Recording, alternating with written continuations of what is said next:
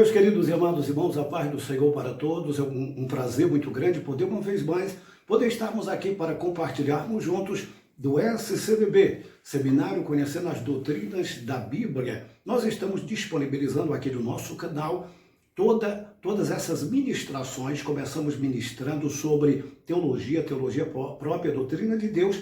Hoje nós estaremos abordando sobre cristologia.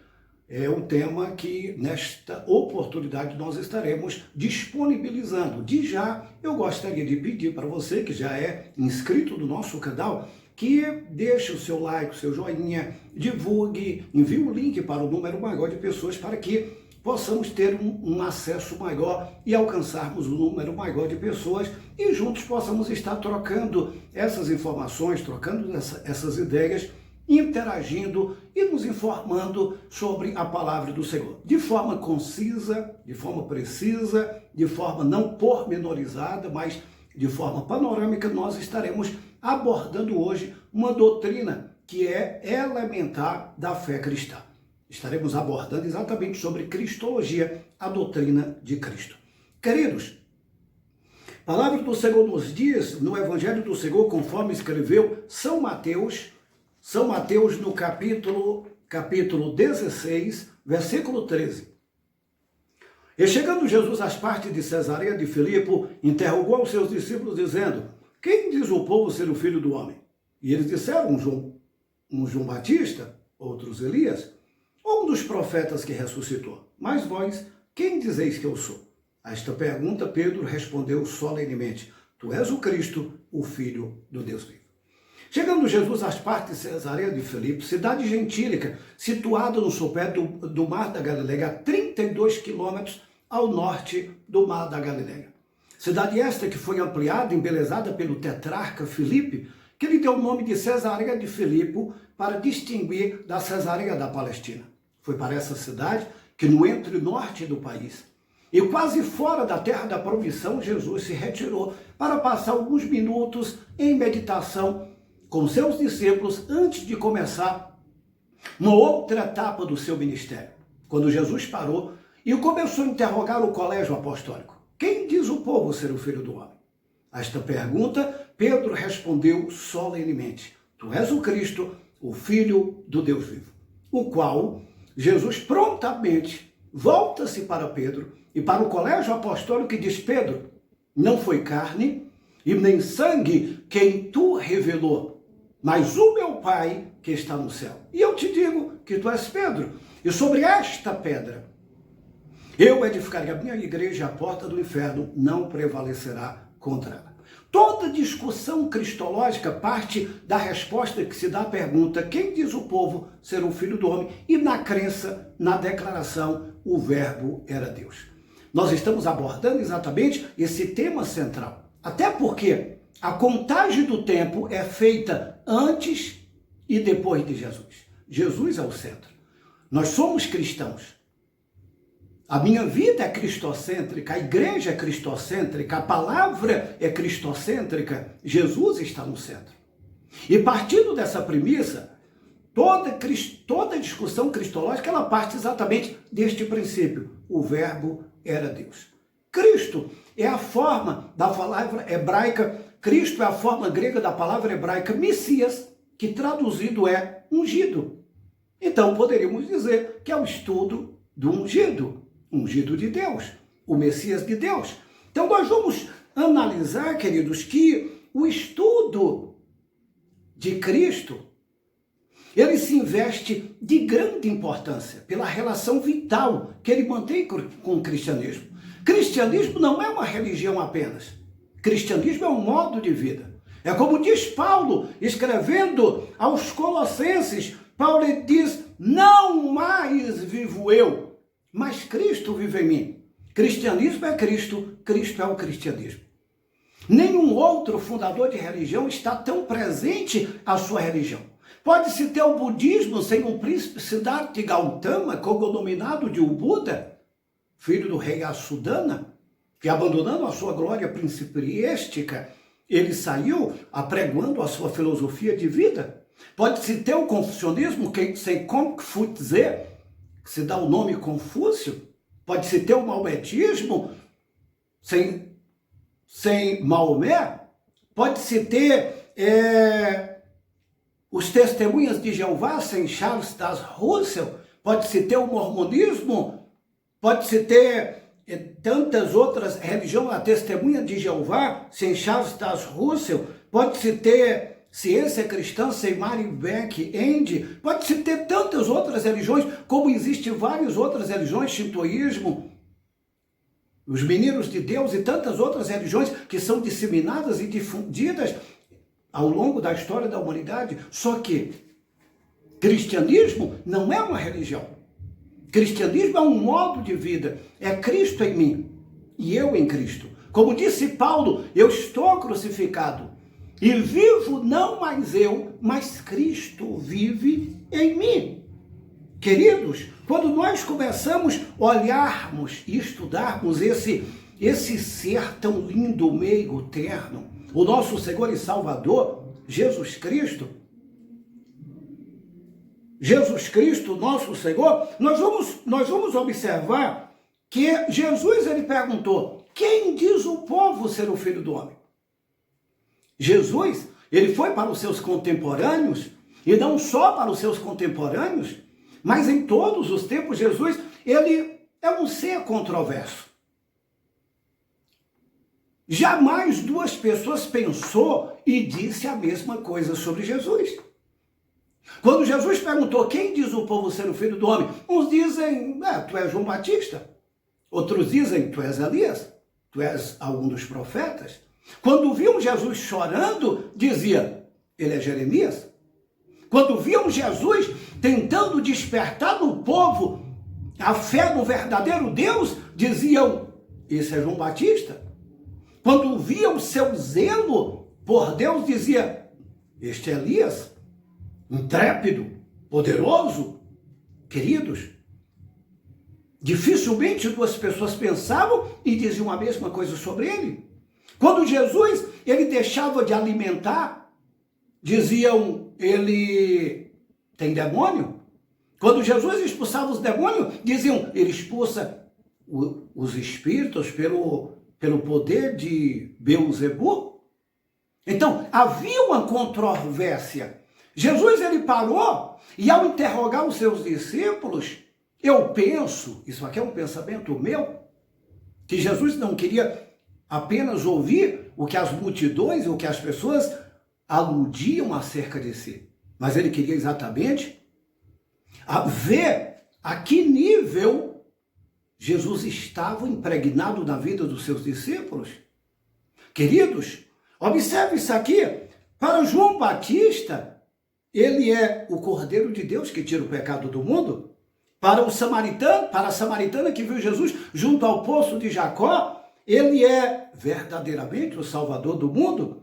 Para Maria Madalena, ele é o meu Senhor. Para o apóstolo Paulo, ele é aquele do qual tudo subsiste. Para o escritor da Epístola aos Hebreus, ele é o sumo sacerdote santo, imaculado, sem mácula, separado dos pecadores e feito mais alto do que os céus. Jesus, na verdade, queridos, quando nós estudamos sobre Jesus, que não é um personagem mitológico ou fictício, algumas pessoas tentam invalidar a deidade de Jesus, invalidar a sua humanidade. A Bíblia diz que o Verbo se fez carne e habitou entre nós.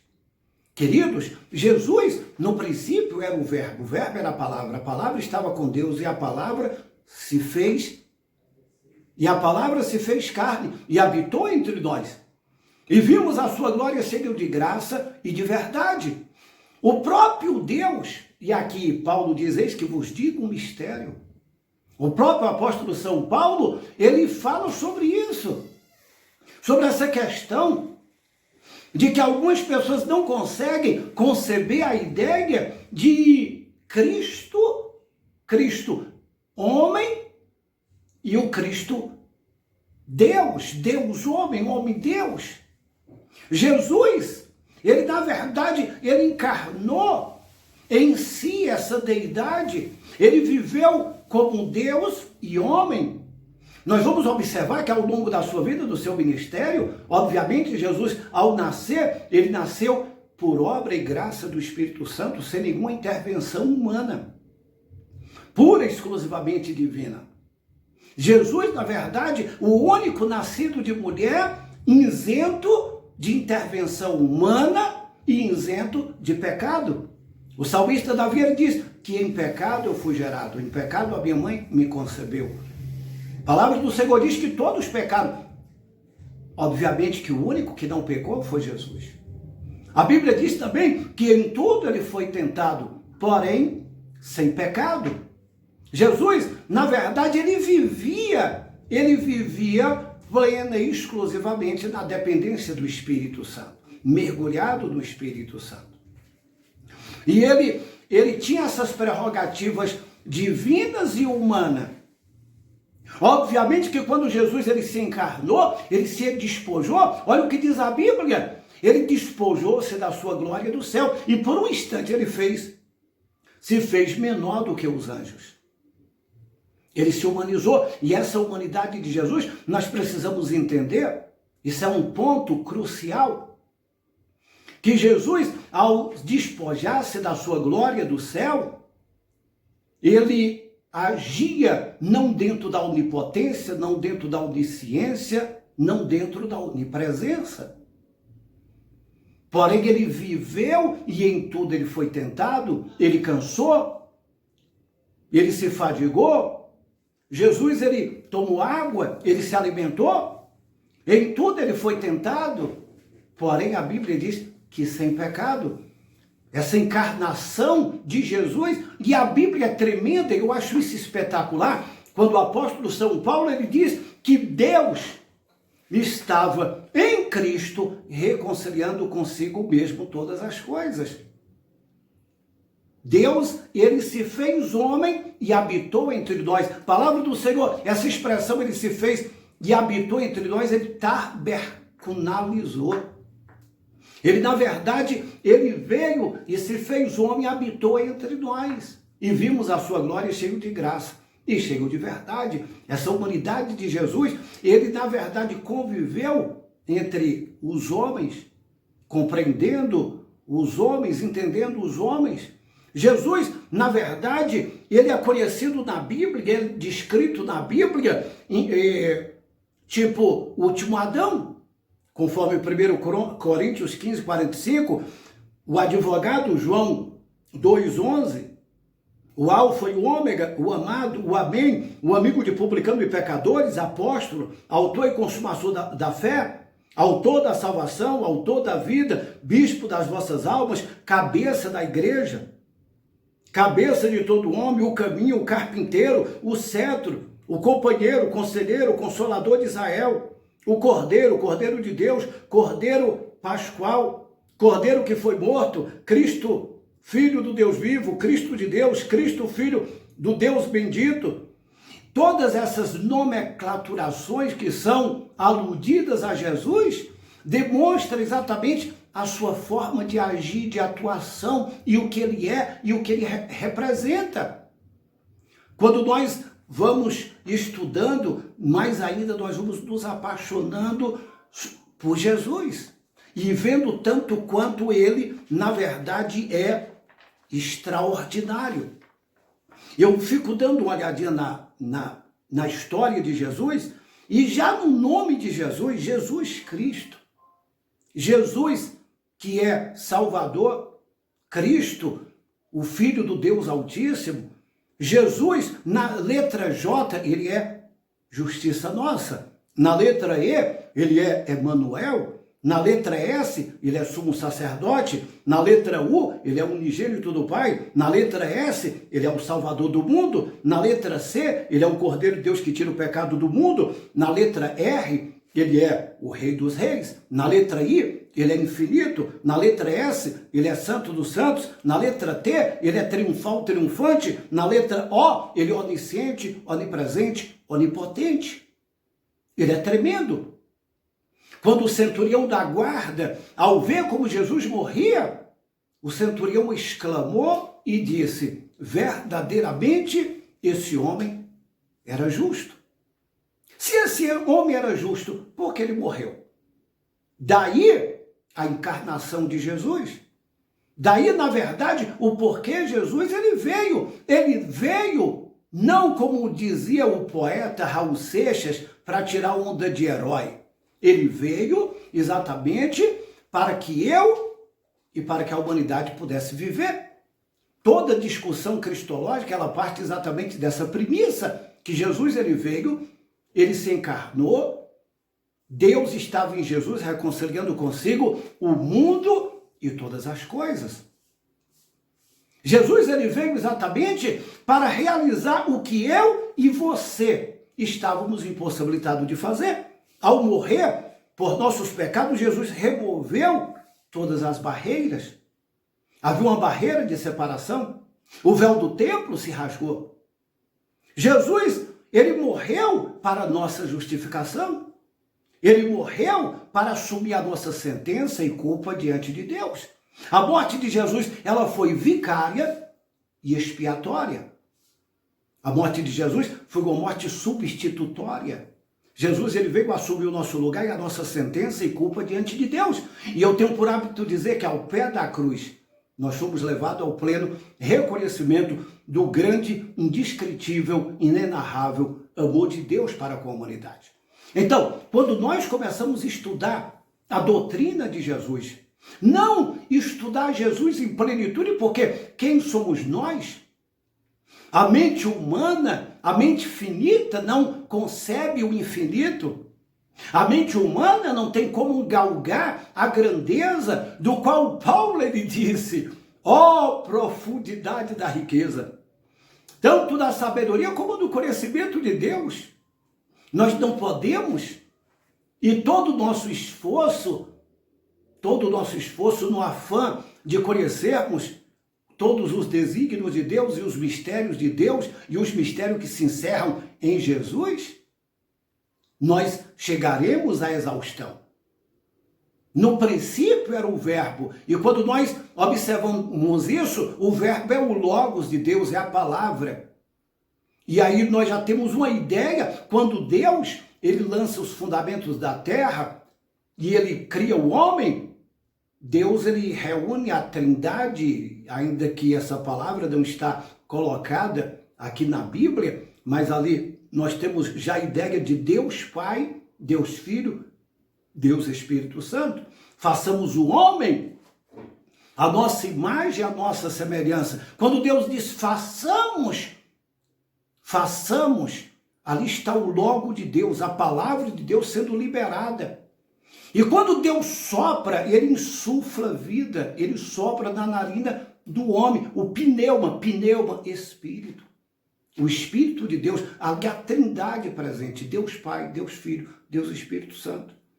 Sempre eu gosto de pontuar isso, Deus Pai elaborou o projeto da salvação. Deus Filho foi o executor. O Espírito Santo é aquele que aplica. Observe o texto sagrado, e todos os senhores e senhoras conhecem muito bem, que o Espírito Santo ele convence o homem do pecado, da justiça e do juízo. Jesus ele foi ao Pai e ele foi muito assertivo quando ele diz, eu vou para o Pai, mas eu enviarei um outro Consolador. Um outro aqui, no hebraico é alus. Alus significa exatamente outro do mesmo jeito. Obviamente, alguém para assumir a prerrogativa que Jesus tinha, a autoridade que Jesus tinha, até porque Jesus disse, eu não vos deixarei órfão, eu enviarei um outro Consolador. Um outro aqui, é um igualzinho.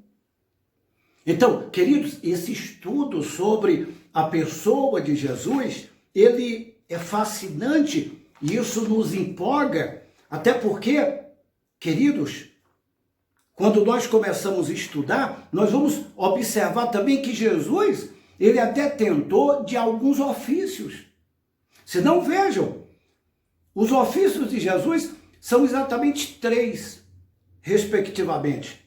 Porque as profecias divinas apontavam o Messias como possuidor de uma tríplice função magistral. Primeiro, ele seria sacerdote como Melquisedeque, conforme Hebreus capítulo 7, versículo 11, capítulo 15, versículo 17, ele seria um sacerdote como Melquisedeque. E não porque, queridos, um sacerdote segundo Arão, só que Jesus ele consegue dualizar essa questão do sacerdócio de Melquisedeque e araônico. Ele é sacerdote eterno conforme a ordem de Melquisedeque. Quando nós começamos a analisar cuidadosamente, nós vamos observar que o sacerdócio araônico, ele tinha os seus pontos de vulnerabilidade. Os filhos de Arão, Nadab e Abiú, eles morreram por não discernir o santo do profano. Era um sacerdócio falível. Só que o sacerdócio de Melquisedeque é um sacerdócio que não é corruptível. Tanto é que na Bíblia, Melquisedeque ele aparece e desaparece, representando ali tipologicamente a figura do próprio Deus. O sacerdócio de Jesus, ele seria um profeta como Moisés. Capítulo 18, conforme Deuteronômio, versículo 18, ele seria um profeta como Moisés. Jesus, ele profetizou. Jesus, ele veio pregar. Ele veio exatamente, tanto é que não deram ouvido às profecias do Antigo Testamento, não deram ouvido também às profecias de Jesus. Quando Jesus, interrogado pelos seus discípulos, os discípulos olharam para a magnitude do templo, para a grandeza, a ostentação do templo, a magnitude do templo. Jesus olhou para os seus discípulos e diz, olha, não ficará aqui pedra sobre pedra que não seja derrubada. Não ficará aqui pedra. 40 anos depois, aproximadamente, cumpriu-se o vaticínio de Jesus. Cumpriu a profecia de Jesus. Quando Tito, filho de Vespasiano, cercou Jerusalém, sitiou Jerusalém, destruiu o templo, matou mais de 1 milhão de judeus.